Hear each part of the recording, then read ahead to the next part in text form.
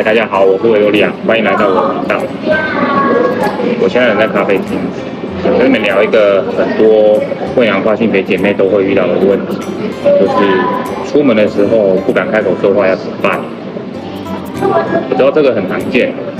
有很多姐妹啊，其实打扮的都很漂亮，那妆容穿着也都很到位。但只要跟他讲话的时候啊，就会很担心声音会暴露自己的原生性别，那害怕会被别人侧目啊，觉得自己很突兀啊，所以有的人干脆就是一路都不说话，那看到需要开口的场合呢，就闪避，甚至买个东西结账的时候啊，都要这样比手画脚的。那我懂，因为我经历过那个阶段，那种不安的感觉，还有压力感，我完全能够体会。但经历这么久，我想很坦白的跟大家说，其实你们不用那么焦虑。那该讲话的时候，你就自然的开口，其实这样反而比较不会引注意。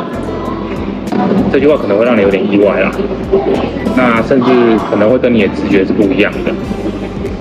我不否定你去练习女生的价值，其实连我自己啊，都有计划未来想要去练习女生的发音，那毕竟多一个技能总不是坏事嘛。那不过我想要分享的是啊，为什么现在的我已经不会因为声音的问题去害怕这些交流的场面？其实理由很简单，第一个，异于常人的行为比声音本身呢更容易被注意到。这什么意思呢？举例来说，例如说你去饮料店买饮料，那店员一定会问你说，你的甜度冰块要不要调整啊？或者是你去逛街的时候，你想要问店员有没有适合你的 size，其实这个很简单，你只需要开口几个字就可以了，问几个字就可以了。那可是你如果不敢开口，然后反而开始手忙脚乱的开始比手画脚，那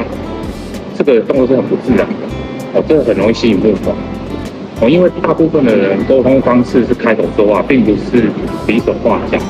所以当你选择了一个大众不常用的方式，无论你的出发点是什么，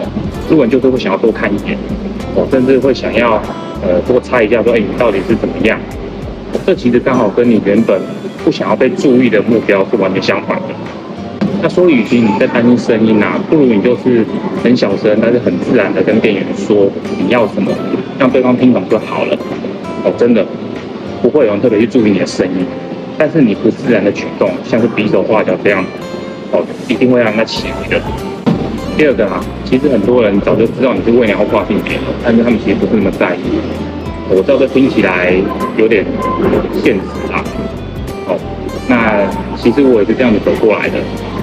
因为大部分的人，你就算打扮的再美，其实多多少少都还是会有一些原生性别的线索会露出来。我知道有一些很少数的姐妹是，条件非常好，打扮后完全看不出破绽，有这种人，但是这是非常少数的，所以大部分的人其实再怎么打扮，多多少少都还是可以让人家看得出来。当然问题是那又怎么样？重点不是在于你有没有被发现你不是原生女性，而是你整体给人家感觉看起来是不是舒服的，是不是有气质的、有自信的。我分享一个自己的故事给大家听。在我大学的时候啊，那个时候大概是快20年前，那个时候社会风气没有这么开放。那有一次我跟我妹去夜市逛街买衣服，那整个过程呢，我跟所有店家的店員互动都蛮良好，我走在路上也没有被任何路人侧目或者是奇怪的眼光都没有。那一次回去的时候啊，我就问我妹，我说：“你觉得那一些店员们看不看得出来我是男生？”那我妹那个时候她认真想了一下，然后她很认真的回答我说：“我觉得有，她没有看出来，但是你是好看的。”其实我当下听到这句话的时候，我有点受伤，因为我那时候已经觉得自己的打扮应该是蛮到位的，应该是没有太多破绽了。虽然跟现在比起来当然还是有差了，但是我那个时候真的是觉得我应该是已经打扮得非常棒，可是呢，却还是可以被看得出来。可是我后来认真回想了这句话，那既然我都被看出来是男生了，可是店员们跟路人并没有一些异样，反而店员们跟我互动都很良好，这是不是代表说，其实是不是女生根本就不是重点？真正被记住的，大家真正在意的是你是不是够漂亮，是不是整个打扮起来是够得体的，我看起来是有没有自信的。那所以随着年纪增长啊，我越来越相信，你的原生性别其实并不是重点，重点是不是整体看起来是让人家看起来是舒服的，够有气质的，够有自信的，这才是最重要的。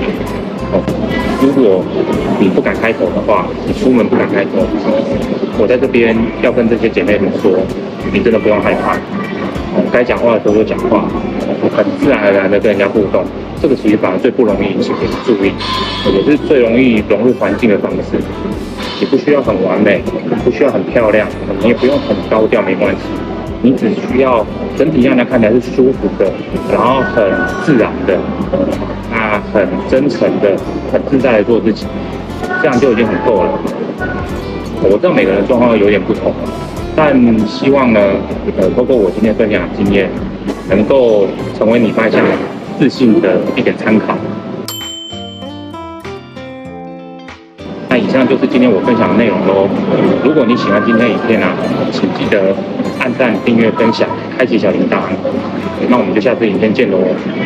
拜拜。